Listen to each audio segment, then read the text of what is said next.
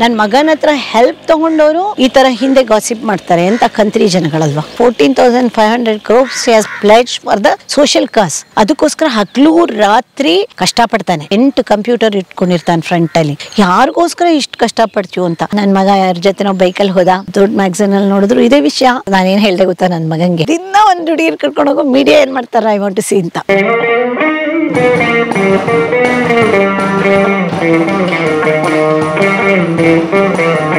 ಕೋನೋಕಾರ್ಪಸ್ ಅಂತ ಒಂದು ಗಿಡ ಯಾರ ಕಾಲದಲ್ಲಿ ಬಂತು ಗೊತ್ತಿಲ್ಲ. ಅದು ಈಗ ರೀಸೆಂಟಾಗಿ ಎಲ್ಲರೂ, ನೀವು ನಂಬ್ತಿರೋಲ್ಲೋ, ಯಲಹಂಕದಲ್ಲಿ 10,000 ಹಾಕೋ ಪ್ಲ್ಯಾನಲ್ಲಿ ಇದ್ದಾರೋ ಹಾಕ್ಬಿಟ್ಟಿದ್ದಾರೋ ಗೊತ್ತಿಲ್ಲ ನನಗೆ. ಕೋನೋಕಾರ್ಪಸ್ ಅಷ್ಟು ಅಲರ್ಜಿಕ್ ರಿಯಾಕ್ಷನ್ ಮಾಡೋದು ಯಾವುದೂ ಇಲ್ಲ. ಇಲ್ಲಿ ನಿಂತಿದ್ದೀವಲ್ಲ, ಇಲ್ಲೊಂಥರ ಒಳ್ಳೆ ಗಾಳಿ ಬರ್ತಾ ಇದೆಯಲ್ಲ, ಆ ಕೋನೋಕಾರ್ಪಸ್ಸಲ್ಲಿ ಬರೋ ಗಾಳಿಯಿಂದ ಅಲರ್ಜಿ ಆಗುತ್ತಂತೆ. ಎಷ್ಟೊಂದು ಜನ ಅಲರ್ಜಿಕ್ ಸೆನ್ಸಿಟಿವ್ ಬಾಡಿನವ್ರು ಇರ್ತಾರೆ, ಅದರಿಂದ ಅಲರ್ಜಿ ಕ್ರಿಯೇಟ್ ಆಗುತ್ತಂತೆ. ಒಟ್ಟಲ್ಲಿ ಅಟ್ಮಾಸ್ಫಿಯರ್ನ ಅದು ಹಾಳು ಮಾಡುತ್ತೆ.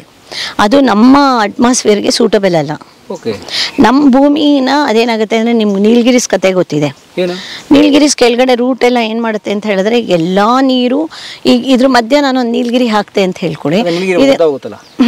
ಈಗ ಇದ್ರ ಮಧ್ಯೆ ಎಲ್ಲ ನೀಲಗಿರಿ ಹಾಕಿದ್ರೆ ಈ ಮರಕ್ಕೆಲ್ಲ ಯಾವುದಕ್ಕೂ ನೀರು ಹೋಗೋಕ್ಕೆ ಬಿಡಲ್ಲ. ಅದೆಲ್ಲ ತಾನೇ ಇದು ಮಾಡ್ಕೊಂಡ್ಬಿಡುತ್ತೆ. ತನಗೆ ಬೇಕಾಗಿರೋದಕ್ಕಿಂತ ಜಾಸ್ತಿ ಅದು ತಗೊಂಡ್ಬಿಟ್ಟು ಹಾಳು ಇದಾಗ್ಬಿಡುತ್ತೆ. ನೀರ್ ಬಾಕ ದಟ್ ಈಸ್ ಭೂಮಿ ಒಳಗಡೆ ಅದು ಬಯೋಡೈವರ್ಸಿಟಿ ಹಾಳು ಮಾಡುತ್ತೆ. ಅದು ಅದ್ರ ಸತ್ವನ, ಭೂಮಿ ಇಷ್ಟು ಜಾಗದಲ್ಲಿರೋ ಸತ್ವನ ಅವುಗಳು ಅಬ್ಸರ್ವ್ ಮಾಡ್ಕೊಂಡ್ಬಿಡುತ್ತೆ. ಏನು ಇದಕ್ಕೆಲ್ಲ ಯಾವುದಕ್ಕೂ ಬೆಳೆಯಕ್ಕೆ ಬಿಡಲ್ಲ. ಸಹಬಾಳ್ವೆ ಇಲ್ಲ ಅದು. ಮತ್ತೆ that is bad for our atmosphere. ಅದ್ರ ಎಲೆ ದಪ್ಪ ಇರುತ್ತೆ, ಬೀಳುತ್ತೆ. ಯಾವುದೋ ಒಂದು ಕಮರ್ಷಿಯಲ್ ಪರ್ಪಸ್ಗೆ ನೀಲಗಿರಿನ ಇಲ್ಲಿ ಪ್ರೊಡ್ಯೂಸ್ ಮಾಡ್ತಾ ಶುರು ಮಾಡ್ಕೊಂಡ್ರು. ನೀಲಗಿರಿ ಎಲೆ ಎಲ್ಲ ಮಾರಾಟ ಆಗುತ್ತೆ, ಅದಾಗುತ್ತೆ, ಇದಾಗುತ್ತೆ ಅಂತ. ಅವಾಗ ಇದ್ರ ಬಗ್ಗೆ ಅದರದ್ದು ಆಫ್ಟರ್ ಎಫೆಕ್ಟ್ಸು, ಅದರದ್ದು ಯಾವ ಥರ ಅದು ನಮ್ಮನ್ನು ಹಾಳು ಮಾಡುತ್ತೆ ಅನ್ನೋದ್ರ ಬಗ್ಗೆ ಯಾರೂ ಯೋಚನೆ ಮಾಡಿಲ್ಲ. ಇವಾಗೆಲ್ಲ ನೀಲಗಿರಿ ಮರಗಳು ಕಡಿತಾರೆ. ನೀಲಗಿರಿ ಮರ ಕಡಿದ್ರೂ, ಎಷ್ಟು ದೊಡ್ಡದು ಹೋಗಿದ್ದ ಮರ ಕಡಿದ್ರೂ ಬುಡ ತೆಗಿಯೋಕ್ಕಾಗಲ್ಲ. ಬುಡ ತೆಗಿಬೇಕಾದ್ರೆ ಭಾಳ ಕಷ್ಟ. ಬುಡಾನ ಅದು ರೂಟನ್ನು ತೆಗಿಬೇಕಾದ್ರೆ ತಿರ್ಗಾ ಚಿಗುರುತ್ತಿರುತ್ತೆ. ಅದು ಒಳಗಡೆ, ಭೂಮಿ ಒಳಗಡೆ ಅದ್ರದ್ದು ಏನು ಆಟ ಬೇಕೋ ಅದು ಆಡ್ತಾ ಇರುತ್ತೆ. ಮೇಲ್ಗಡೆ ಕಾಣದೇ ಇರ್ಬೋದು, ಭೂಮಿ ಒಳಗಡೆ ಆಡ್ತಾ ಇರುತ್ತೆ. ನಾವೀಗ ಆದಷ್ಟು ಅರಳಿ ಮರಗಳು, ನಾನು ಆಲದ ಮರ ಹಾಕಕ್ಕೆ ನಮಗೆ ಯೂಶ್ವಲ್ ಆಗಿ ಜಾಗ ಸಿಗಲ್ಲ, ದೊಡ್ಡದಾಗಿ ಬೆಳೆಯುತ್ತದೆ. ಆ ಥರ ಹಬ್ಬಗಳು ಬಿಳದ ಬೇರುಗಳು ಬಂದ್ಬಿಡುತ್ತೆ. 1 ಎಕರೆಗೆ ಹಾಕಿದ್ರೆ, ಇಲ್ಲಿ ಹಾಕಿದ್ರೆ ಇದು 1 ಎಕರೆ ಆಕ್ಯುಪೈ ಮಾಡ್ಕೊಂಡ್ಬಿಡುತ್ತೆ. ಇನ್ನೊಂದು 50 ವರ್ಷಕ್ಕೆ ಆಗಲಿ. ಬಟ್ ಆಮೇಲೆ ಪಾಪ ಅವ್ರ ಜಮೀನು ವ್ಯಾಲ್ಯೂ ಎಲ್ಲ ಹೊಟ್ಟೋಗುತ್ತೆ. ಬರೀ ಒಂದು ಆಲದ ಮರ ಮಾತ್ರ ಇರುತ್ತೆ ಅಲ್ವಾ. ಅದಕ್ಕೇನೆ ಆಲದ ಮರ ನಾವು ಈ ಥರ ಜಾಗಗಳಲ್ಲಿ ಹಾಕಬೇಕು. ಪಬ್ಲಿಕ್ ಪ್ಲೇಸಸ್ಸಲ್ಲಿ ಹಾಕಿ ಭೂ ಕಬಳಿಕೆದಾರರು ಬರ್ದೇ ಇರೋ ಥರ ಅವಾಯ್ಡ್ ಮಾಡ್ಬೋದು. ಅವ್ರು ಏನೇ ಮಾಡಿದ್ರು ಆಲದ ಮರನ ಕಟ್ ಮಾಡೋಕ್ಕೆ ಯಾರಿಗೂ ಯಾಕೆಂದರೆ ಅದನ್ನು it is called holy plant, ಪವಿತ್ರವಾದ ಗಿಡ. ನಾವು ಅದನ್ನು ನಮಸ್ಕಾರ ಮಾಡಿ ಪೂಜೆ ಮಾಡ್ತೀವಲ್ವಾ. ಸೊ ಹಾಗಾಗಿ ಯಾರಿಗೂ ಅಷ್ಟು ಧೈರ್ಯ ಇಲ್ಲ ಅದನ್ನು ಇದು ಮಾಡೋಕ್ಕೆ, ಹಾಳು ಮಾಡೋಕ್ಕೆ ಅಷ್ಟು ಧೈರ್ಯ ಇಲ್ಲ. ಸೊ ಈಗ ಏನಾಗ್ತಿದೆ ಗೊತ್ತಾ, ಈಗ ಗುಂಡಾಂಜನೇಯ, ಈಗ ರೀಸೆಂಟಾಗಿ ಗೊತ್ತಾಗಿದ್ದು ನಂಗೆ ಏನಂದರೆ, ಗುಂಡಾಂಜನೇಯ ಟೆಂಪಲ್ ಅಂತ ಇಲ್ಲೊಂದಿದೆ ಸೋಮನಹಳ್ಳಿ ಹತ್ರ, ರಾವಗೋಡ್ಲಲ್ಲಿ. ಅಲ್ಲೇನು ಮಾಡ್ತಿದ್ದಾರೆ ಅಂದರೆ ಬಂಡೆಗಳನ್ನೆಲ್ಲ ಬ್ಲಾಸ್ಟ್ ಮಾಡ್ತಾ ಇದ್ದಾರಂತೆ. ಅದಕ್ಕೆ ಕ್ವೆರಿ ಇದ್ರದ್ದು ಮಾಫಿಯಾ.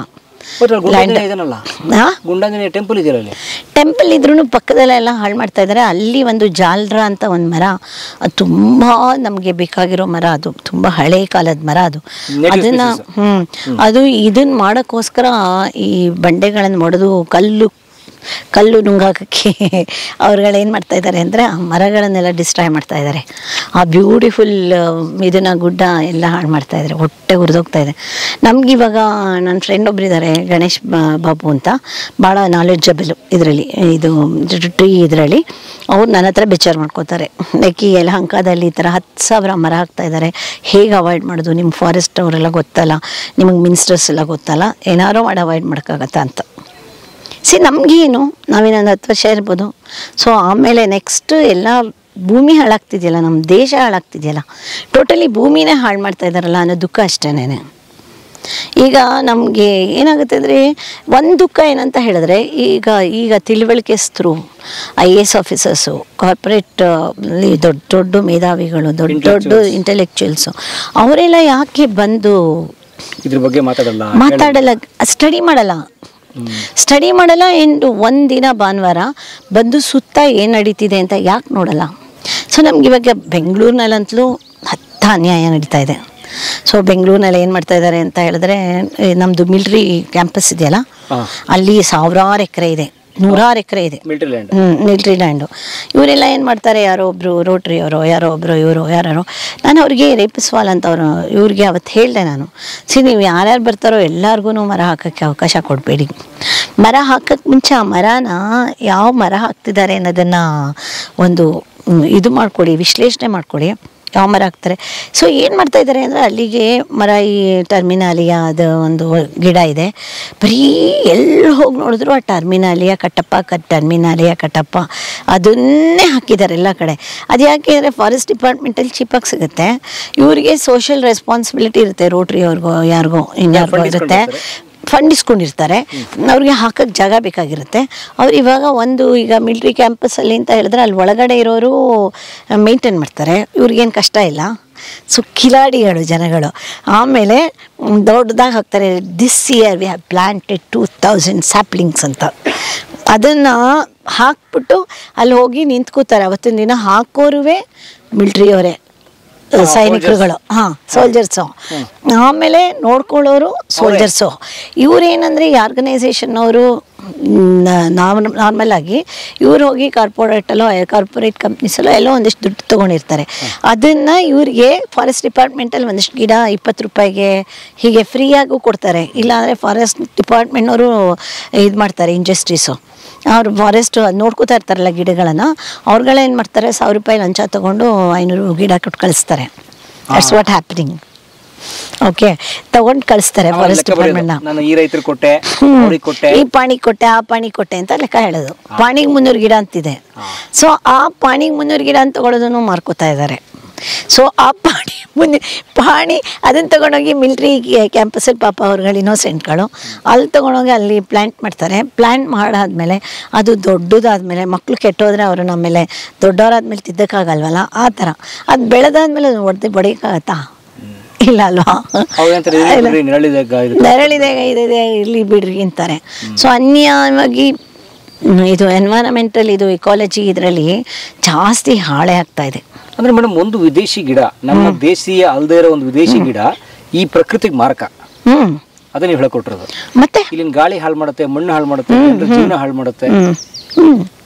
ಬಟ್ ಇದು ಸೋಕಾಲ್ಡ್ ಬುದ್ಧಿವಂತರು ತಗೊಂಡೋಗಿ ಹಾಕ್ತಿರ್ತಾರಲ್ಲ, ಅವ್ರಿಗೆ ಬುದ್ಧಿ ಇಲ್ವಾ ಅಂತೆಲ್ಲ? ಅಯ್ಯೋ, ಮೊನ್ನೆ ನಾನೇ ಒಬ್ರು ನಮ್ಮ ಫ್ರೆಂಡ್ ಒಬ್ರ ಹತ್ರ ಯಾರೋ ಆರ್ಗ್ಯೂ ಮಾಡ್ತಾ ಇದ್ರು. ಯಾರು ಅಂದರೆ RSSನವರು ಒಬ್ರು ಯಾರು. ಸೊ ಗಿಡ ಬೇಕು ಅಂತ ಕಾಲ್ ಮಾಡಿದ್ರು. ನಾನು I was hearing that conversation. Okay, so ಅವರಿಬ್ಬರು ಕಾನ್ವರ್ಸೇಷನ್ನ ಕೇಳಿಸ್ಕೊತಾ ಇದೆ. ಒಬ್ಬರು ಎನ್ವೈರನ್ಮೆಂಟಲಿಸ್ಟ್ ನನ್ನ ಫ್ರೆಂಡು, ಅವ್ರಿಗೆ ಯಾರೋ ಗಿಡ ಬೇಕು ಅಂತ ಫೋನ್ ಮಾಡಿದರು, RSSನವ್ರು ಯಾರೋ. ಆ ಫೋನ್ ಮಾಡಿಬಿಟ್ಟು ನಮಗೆ ಇವರು ಹೇಳಕ್ಕೆ ಟ್ರೈ ಮಾಡ್ತಾ ಇದ್ದಾರೆ, ಸರ್ ತಬ್ಬೂಬಿಯ ರೋಸಿ ಎಲ್ಲ ಹಾಕಬಾರ್ದು ಸರ್, ಅದು ತುಂಬ ನಮಗೆ ಹಾರ್ಮ್ಫುಲ್, ಅದು ಇದಕ್ಕೆ ನಮ್ಮ ಭೂಮಿಗೆ ಹಾರ್ಮ್ಫುಲ್ಲು, ನಮ್ಮ ಗಾಳಿಗೆ ಹಾರ್ಮ್ಫುಲ್ಲು, ಅದು ಎಲ್ಲ ಎನ್ವೈರನ್ಮೆಂಟಲ್ ಇಕಾಲಜಿಕಲ್ ಬ್ಯಾಲೆನ್ಸ್ ಅಂತ ಒಂದು ಬ್ಯಾಲೆನ್ಸ್ ಇರುತ್ತೆ. ಆ ಬ್ಯಾಲೆನ್ಸನ್ನು ಹಾಳು ಮಾಡಿದಾಗ ಈ ಅಧ್ವಾನಗಳಾಗುತ್ತೆ. ಈ ಸತಿ ಮಳೆ ಬರಬೇಕಾಗಿರೋ ಸೀಸನಲ್ಲಿ ಮಳೆನೇ ಬರಲಿಲ್ಲ. ಸೊ ರೈತರುಗಳು ಹೇಗೆ ಅಲ್ಲಿ ಬೆಳೆ ಬೆಳೀತಾರೆ? ಮಳೆ ಇವಾಗ ಬೀಜ ಎಲ್ಲ ರೆಡಿ ಮಾಡಿಕೊಂಡು ಎಲ್ಲ ಉತ್ತಕ್ಕೆ ರೆಡಿ ಮಾಡ್ಕೊಂಡಾಗ ಉರಿ ಬಿಸಿಲು, ಆ ಟೈಮಲ್ಲಿ ಮಳೆನೇ ಬರಲಿಲ್ಲ. ಆಮೇಲೆ ಇವಾಗ ಮಳೆ ಬರ್ತಾ ಇದೆ.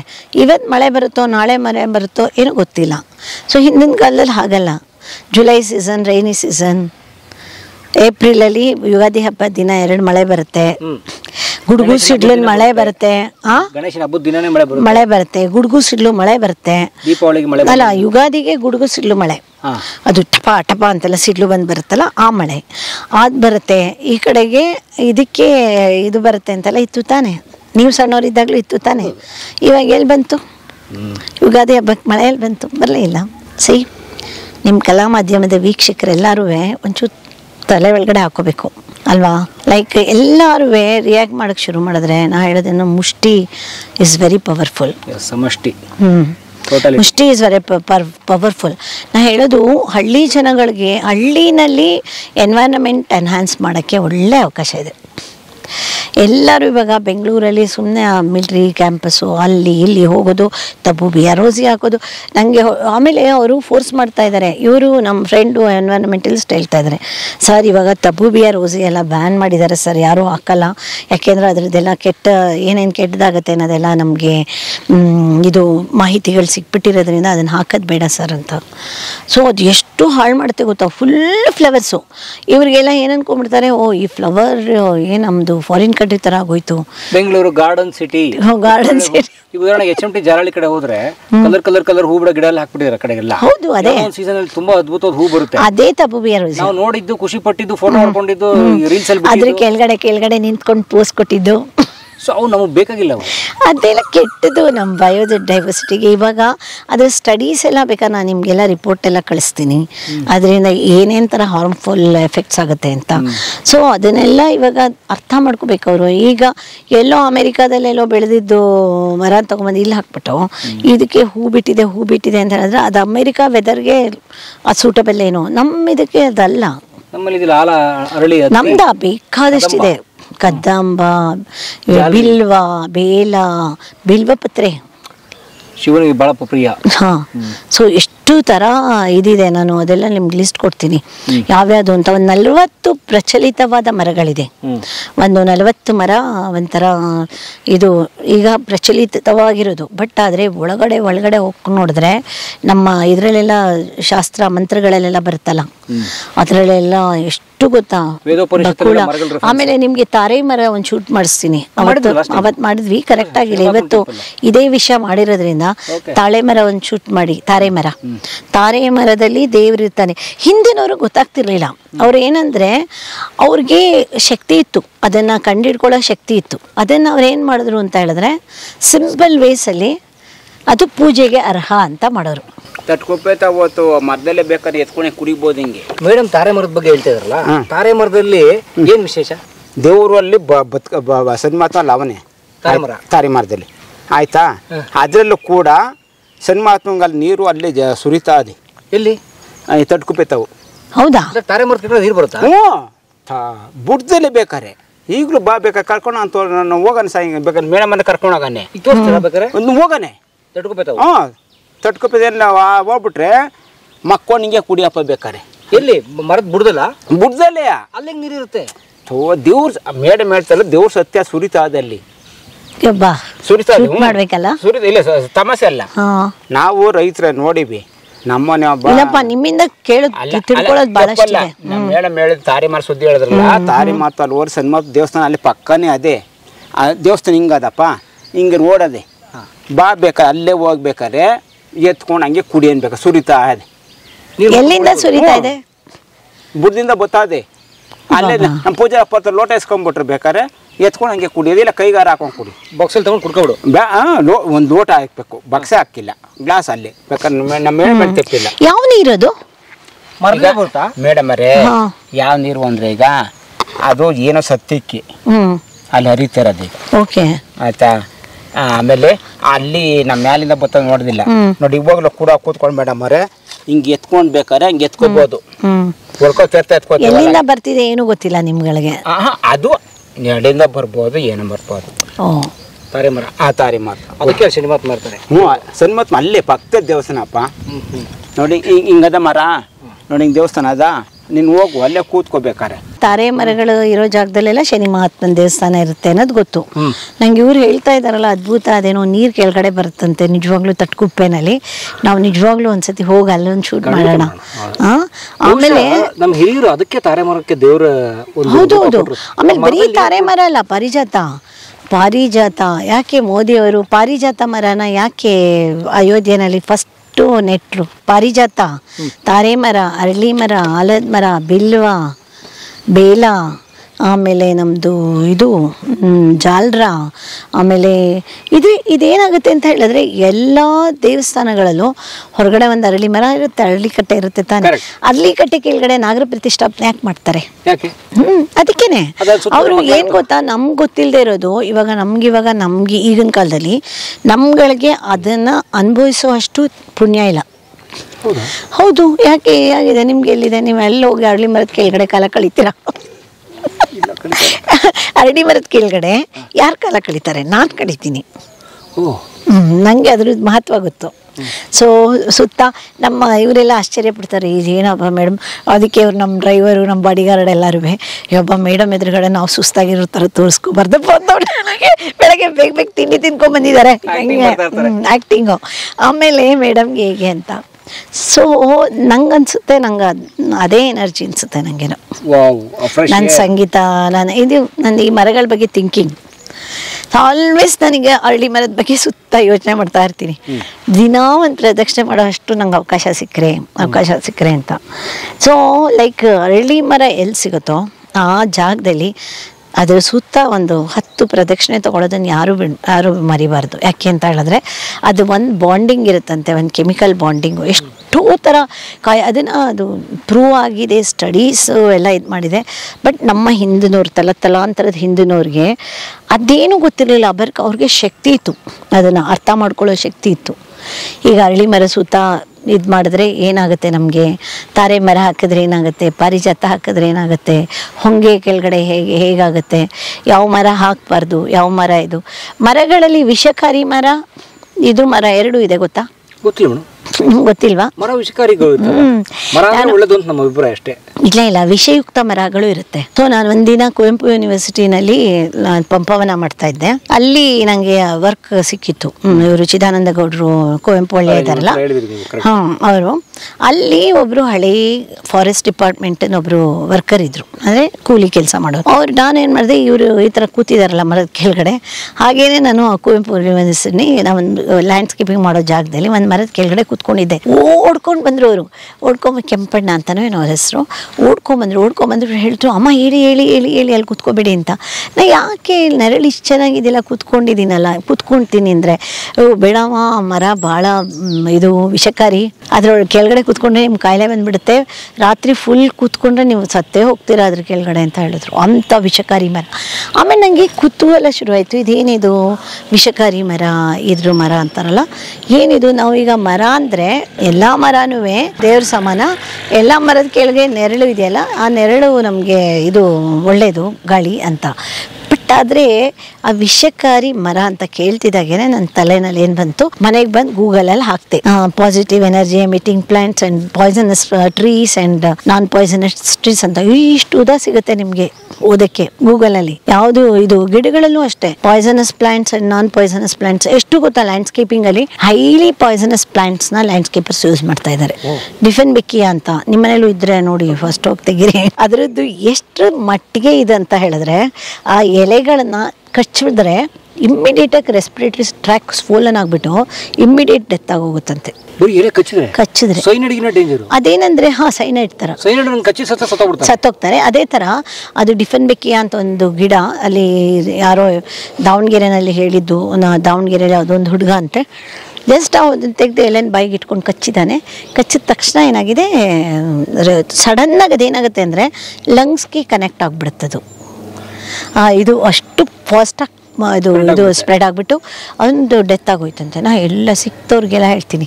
ಮೊನ್ನೆ ಯಾವುದೋ ಡಾಕ್ಟ್ರ್ ಶಾಪ್ಗೆ ಹೋಗಿದ್ದೆ, ಎಲ್ಲೆಲ್ಲಿ ನೋಡಿದ್ರು ಅದೇ ಗಿಡ. ಆಮೇಲೆ ನಾ ಹೇಳಿದಾಗ ಒಂಥರ ನೋಡ್ತಾರೆ, ಇವಳೇನೋ ಬೇಕು ಅಂತ ಹೇಳ್ತಿದ್ದಾಳೇನೋ ಅಂತ. ಆಮೇಲೆ ನಾನು ಅವ್ರಿಗೆ ಪ್ರೂವ್ ಮಾಡಬೇಕು, ಇಲ್ಲ ನೀವು ನೋಡಿ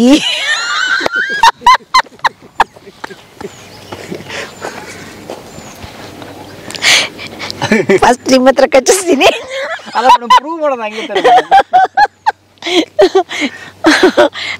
ಅದಕ್ಕೆ ಏನಂದ್ರೆ ಅದು ಸುಲಭವಾಗಿ ಬೆಳೆಯುತ್ತೆ. ನನಗೆ ಹೇಳುತ್ತಲ್ಲಿ ಶಕ್ತಿಗಳು ಅಂತ ಹೇಳಿದ್ನಲ್ಲ, ಈ ಶಕ್ತಿಗಳು ಸುಲಭವಾಗಿ ಬೆಳೆಯುತ್ತೆ. ಇದರಲ್ಲಿ ಯಾವ ಪಾಯ್ಸನಸ್ ಇದೆಯೋ ವಿ ಡೋಂಟ್ ನೋ. ಈ ಪಾಯ್ಸನಸ್ ಮರಗಳು, ಪಾಯ್ಸನಸ್ ಗಿಡಗಳಿದೆಯಲ್ಲ, ಅವಕ್ಕೆ ಜಾಸ್ತಿ ಕೇರ್ ಬೇಕಾಗಿಲ್ಲ. ಅವ್ನು ಟಕ್ಕನ್ ಕಟ್ ಮಾಡಿ ಇನ್ನೊಂದ್ ಕಡೆ ಹಾಕಿದ್ರೆ ಅದು ಬೆಳ್ಕೊಂಡ್ಬಿಡುತ್ತೆ. ವಿಷ ಬೆಳೆಯುತ್ತೆ. ವಿಷ ವೈರಲ್ ಆಗೋ ಬೇರೆ ಯಾವ್ದು ವೈರಲ್ ಆಗಲ್ಲ, ಅಮೃತ ಆಗಲ್ಲ. ಲೇಟು. ಸೊ ನೀವು ಇಡೀ ಲೈಫ್ ಹೇಳ್ತಾ ಇದ್ದೀರಿ, ಒಳ್ಳೆ ವಿಚಾರ ನಂಗೆ ಲೇಟ್ ಸ್ಪ್ರೆಡ್ ಆಗುತ್ತೆ ಪಟ್ ಅಂತ. ಇವ್ರು ಹಿಂಗಂತೆ ಅವಳು ಹಂಗಂತೆ. ಆಮೇಲೆ ಏನ್ ಗೊತ್ತಾ, ನನ್ ಮಗ ತುಂಬಾ ಪಾಪ್ಯುಲರ್ ಅಲ್ಲ. ನನ್ ಮಗ ಯಾರ ಜೊತೆ ನಾವು ಬೈಕಲ್ಲಿ ಹೋದ, ಯಾವ್ದೋ ಹುಡುಗಿ ಜೊತೆ. ಅದಕ್ಕೆ ನಾನೇನ್ ಹೇಳ್ದೆ ಗೊತ್ತಾ, ನನ್ ಮಗಂಗೆ ನೆನ್ನೆ ಎಲ್ಲ ನ್ಯೂಸ್ ವೈರಲ್, ಎಲ್ಲರಿಗೂ ಗೊತ್ತಿರುತ್ತೆ.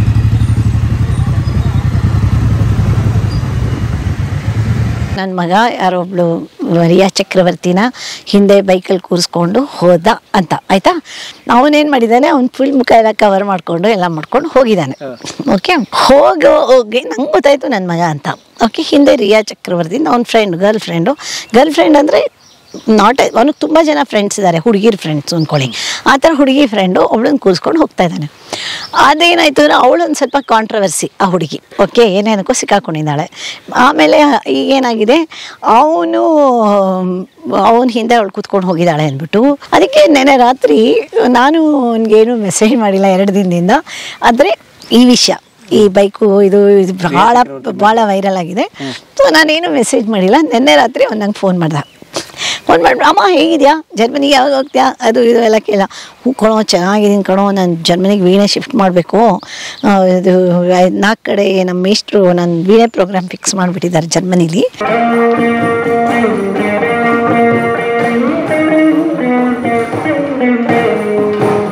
ಡನ್ ಹ್ಯಾಗಲ್ಲಿ, ಇನ್ನೆಲ್ಲೋ ಒಂದು ಕಡೆ ಬರ್ಲಿನಲ್ಲಿ, ಅಲ್ಲಿ ಇಲ್ಲಿ ಎಲ್ಲ. ಅಂದರೆ 27ನೇ ತಾರೀಕಿಂದ 10ನೇ ತಾರೀಕು ನವಂಬರ್ ತನಕ ನಂದು 5-6 ಕಡೆ ಎಂಬೆಸ್ಸಿನಲ್ಲಿ ಎಲ್ಲ ಕಡೆ ವೀಣೆ ಪ್ರೋಗ್ರಾಮ್ ಫಿಕ್ಸ್ ಆಗಿದೆ. ಜರ್ಮನಿ ಫ್ರಮ್ 27 ಸೆಪ್ಟೆಂಬರ್ ಅಲ್ಲ, ಅಕ್ಟೋಬರ್. ಹಾಂ, ಅದಕ್ಕೆ ಅವನೆಲ್ಲ ಅಮ್ಮ ಯೋಚನೆ ಮಾಡಬೇಡ, ನಾನು ವೀಣೆನ ಹೇಗೋ ಕಳಿಸ್ಬಿಡ್ತೀನಿ, ನಿಂಗೆ ಯಾವ ಜಾಗಕ್ಕೆ ಬೇಕೋ ಹೇಳು ಅಂತೆಲ್ಲ ಮಾತಾಡ್ತಾ ಇದ್ದ. ಏನೇನೋ ಮಾತಾಡ್ತಾ ಇದ್ದಾನೆ. ನೀನೇನು ಏನು ಕ್ವಶನೇ ಮಾಡ್ತಿಲ್ಲ ಅಂತ ನಾ ಕೇಳಿ, ಯಾವ ವಿಷಯನೋ ಅವನಿಗೂ ತರಿಸ್ತಿದ್ದೆ. ನಾನು ಬರ್ತಾ ಇಲ್ಲ, ಇಡೀ ಜಗತ್ತು ಹೇಳ್ತದೆ ಅವನಿಗೆ ಗೊತ್ತು, ನಾನು ನೋಡಿರ್ತೀನಿ ಅಂತ.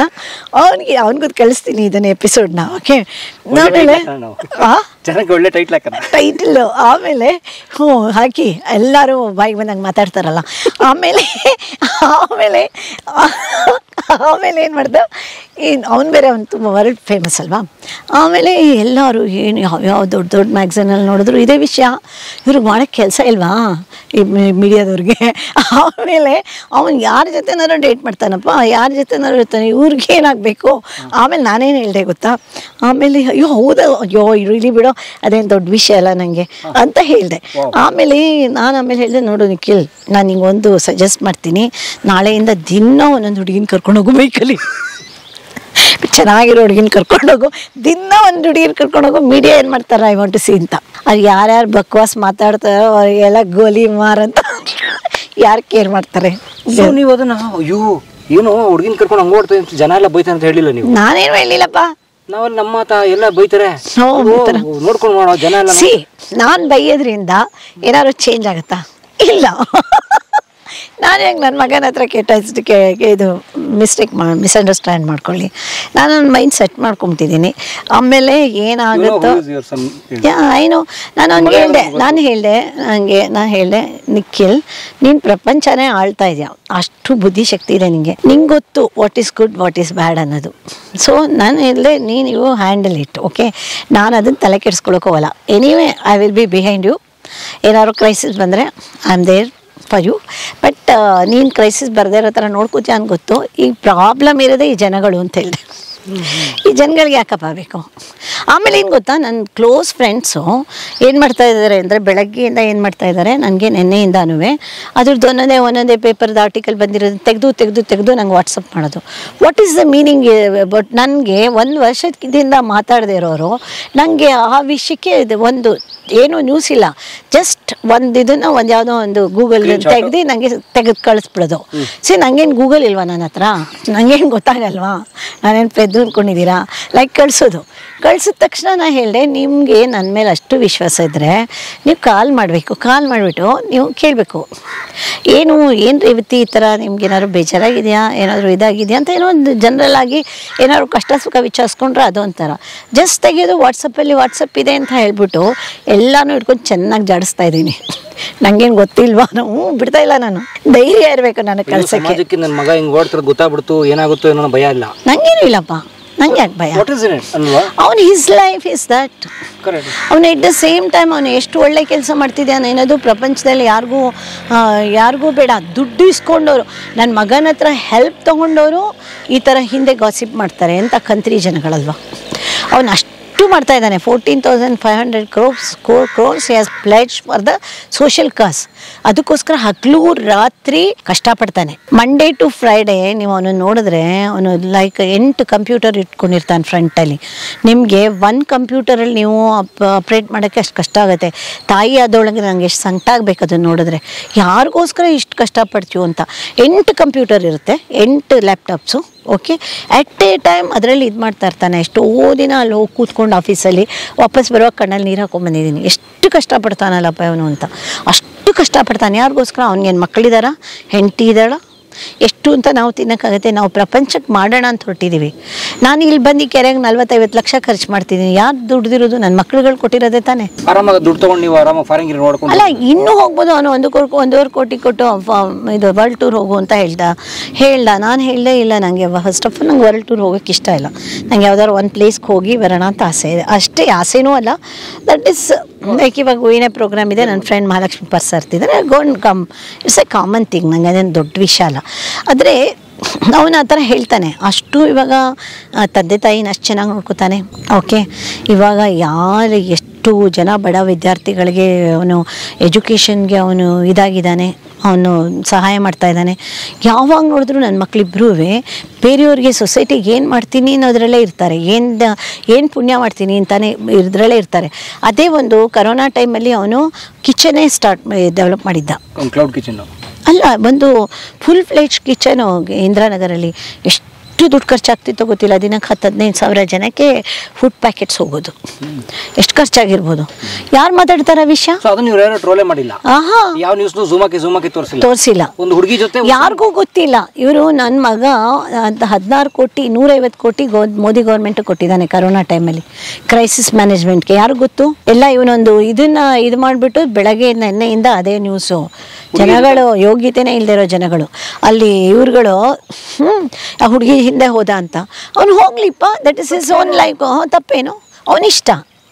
ನಿಮಗೆಲ್ಲ ಏನಾಗಬೇಕು? ಎಲ್ಲರಿಗೂ ಬೈಯೋರಿಗೆಲ್ಲರಿಗೂ ಲೈಕ್ ಅವನನ್ನು ಇದು ಮಾಡಿಕೊಂಡು ಟ್ರೋಲ್ ಮಾಡಿ ನನಗೆ ಅದನ್ನು ಕಳಿಸಿ ಮಾಡಿ ನಂಗೆ ಅದರಿಂದ ಏನೂ ಎಫೆಕ್ಟ್ ಆಗೋಲ್ಲ.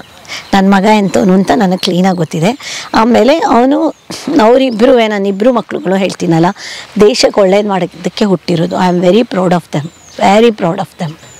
ಇಷ್ಟು ಕೋಟಿಗಟ್ಟಲೆ ದುಡ್ಡು ಬಂದರೆ ನನಗೂ ಇಷ್ಟು ಕೋಟಿಗಟ್ಟಲೆ ದುಡ್ಡಿದೆ ನಮ್ಮ ಹತ್ರ. ಎವ್ರಿ ಒನ್ ನೋಸ್ ನಾವು ಎಷ್ಟು ಇನ್ಕಮ್ ಟ್ಯಾಕ್ಸ್ ಕೊಡ್ತೀವಿ. Every knows. ನನಗೇನು ಹಣೆ ಬರ ಬಂದು ಈ ಹಳ್ಳಿ ಉದ್ಧಾರ ಮಾಡ್ತೀನಿ ಅಂತ ಏನು ಹಣೆ ಬರ?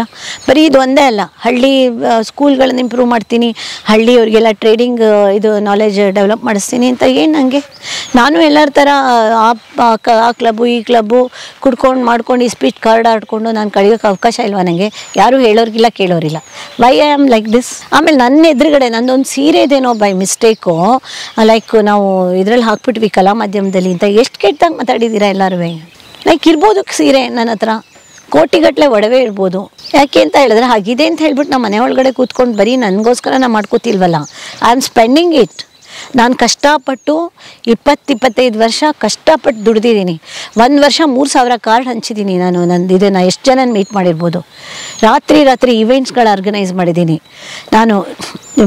ಲೀಲಾ ಪ್ಯಾಲೇಸಲ್ಲಿ ರೆಗ್ಯುಲರಾಗಿ ಡೆಕೋರೇಷನ್ ಮಾಡ್ತಾಯಿದ್ದೆ, ಪ್ಯಾಲೇಸ್ ಗ್ರೌಂಡನ್ನು ಡೆಕೋರೇಟ್ ಮಾಡ್ತಾಯಿದ್ದೆ. ಇಷ್ಟು ನಾನು ಕಷ್ಟಪಡ್ತಾ ಇರುವಾಗ ನೀವು ಏನೋ ನನ್ನ ಸೀರೆದು ಒಂದು ಎಪಿಸೋಡ್ ಏನೋ ಬೈ ಮಿಸ್ಟೇಕ್ ನಾವು ಶೂಟ್ ಮಾಡಿಬಿಟ್ಟು ಹಾಕ್ಬಿಟ್ರೆ ನೀವು ಬಾಯಿಗೆ ಬಂದಾಗ ಮಾತಾಡ್ತಿರಲ್ಲ. ಎಂಥ ಜನಗಳು ನೀವುಗಳು? ಮೇಡಮ್, ಬೈ ಮಿಸ್ಟೇಕ್ ಅಲ್ಲ, ಬೈ ಇಂಟೆನ್ಷನ್ ಮಾಡಿದ್ರು ಕೂಡ ನೀವು ಯಾರನ್ನ ಕದ್ದಿಲ್ವಲ್ಲ, ಯಾರೋ ಸೋಕಾಳ್ ಜನತರ ಲಂಚ ಹೊಡೆದಿಲ್ಲ, ತಲೆ ಹೊಡೆದಿಲ್ಲ, ಅಥವಾ ಇನ್ನೊಬ್ರು ಬಡವ ದುಡ್ಡು ತಿಂದಿಲ್ಲ.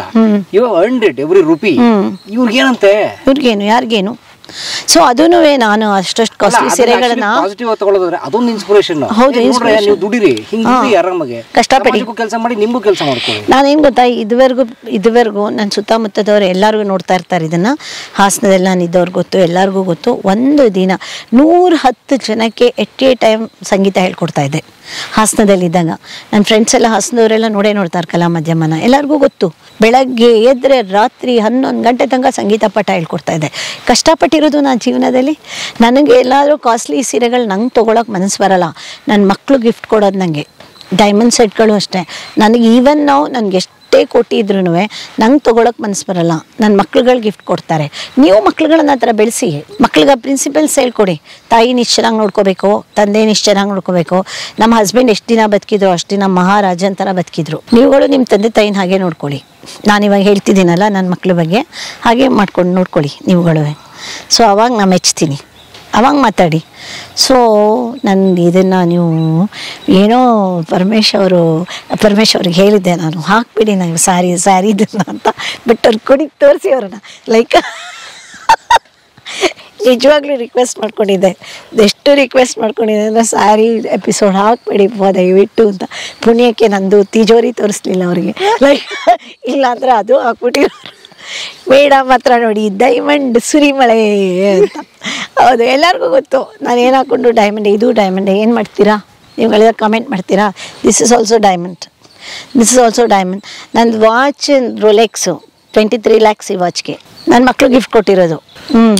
ಇದಕ್ಕೆ ನಾವು ಟ್ಯಾಕ್ಸ್ ಕೊಡ್ತೀವಿ, ಗೊತ್ತಾಯ್ತಾ? ಇವಾಗ ನಾವು ಟ್ಯಾಕ್ಸ್ ಅಂದರೆ ನಾವು highest tax payers in Karnataka.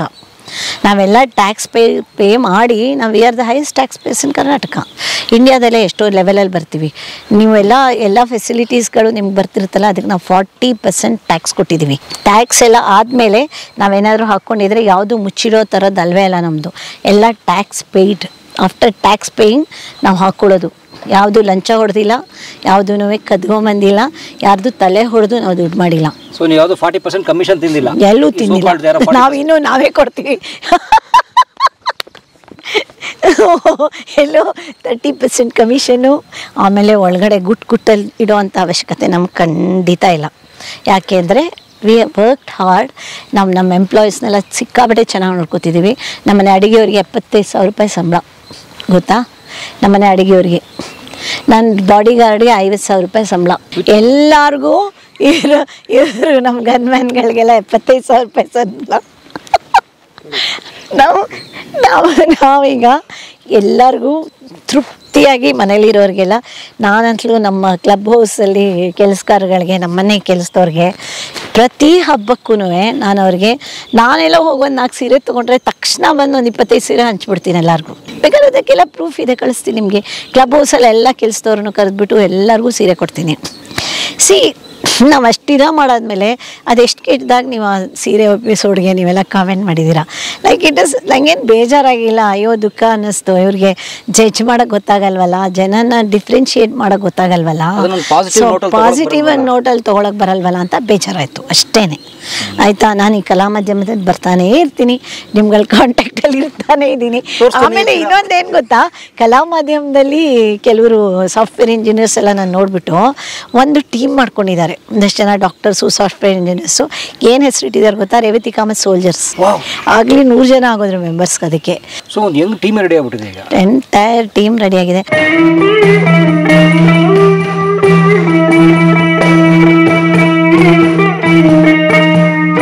ಕಲಾ ಮಾಧ್ಯಮದ ಎಲ್ಲಾ ಎಪಿಸೋಡುಗಳು ನಿಮಗೆ ಸಿಗಬೇಕು ಅಂತಂದ್ರೆ ಕಲಾ ಮಾಧ್ಯಮ ಯೂಟ್ಯೂಬ್ ಚಾನೆಲ್ನ ಸಬ್ಸ್ಕ್ರೈಬ್ ಮಾಡಿ, ಬೆಲ್ ಐಕಾನ್ನ ಕ್ಲಿಕ್ ಮಾಡಿ, ತಪ್ಪದೇ ಮಾಡಿ. ಸ್ನೇಹಿತರೆ, ಕಲಾ ಮಾಧ್ಯಮದ ಎಲ್ಲ ಸಂದರ್ಶನಗಳನ್ನ ನೀವೀಗ ಓದಬಹುದು.